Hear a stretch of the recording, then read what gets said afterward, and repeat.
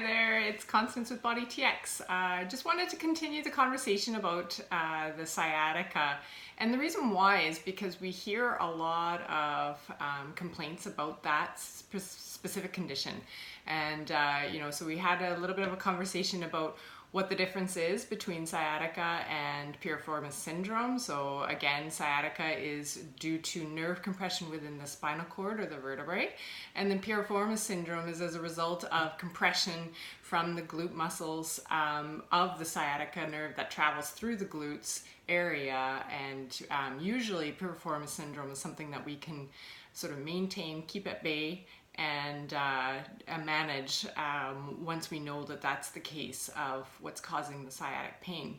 And so I just wanted to talk a little bit about some more exercises and daily sort of stretches that you can do just to keep the body maintained in regard to maybe some daily activities that you do if you're a cyclist, if you do a lot of maybe rowing, especially in the summer here. We've got a lot of water sports that people are doing that maybe cause a little bit more strain on the lower back. And so I just wanted to show a few exercises that might help during the daytime, in the morning if you're waking up, or even in the shower if you're just loosening up the muscles with some heat from the hot water. And even in the evening, it's another great way to just kind of keep the body limber and moving. So a few ideas first for stretching, and even if you're in the office, you can just sort of get up from the chair and start doing some of these stretches. So one I mentioned in a previous video was to just bring the arm to the side and stretching down and just raising, stretching that lower side of the body and the lower back. Try and keep the back somewhat, so the neck over the shoulder, not leaning forward, not leaning too far back, but just to the side. Another idea is to lean back and just slowly, so sort of doing the opposite of what you would be doing if you're at a computer or a desk crouching forward.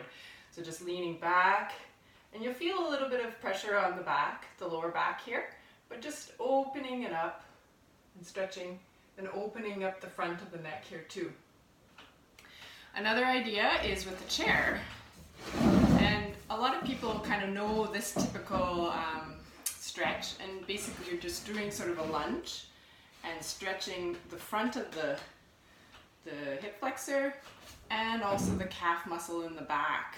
So you're just getting that stretch in the calf muscle, which is also important because the sciatic nerve does have nerve distribution nerves that travel down the hamstrings and the calf right into the base of the foot.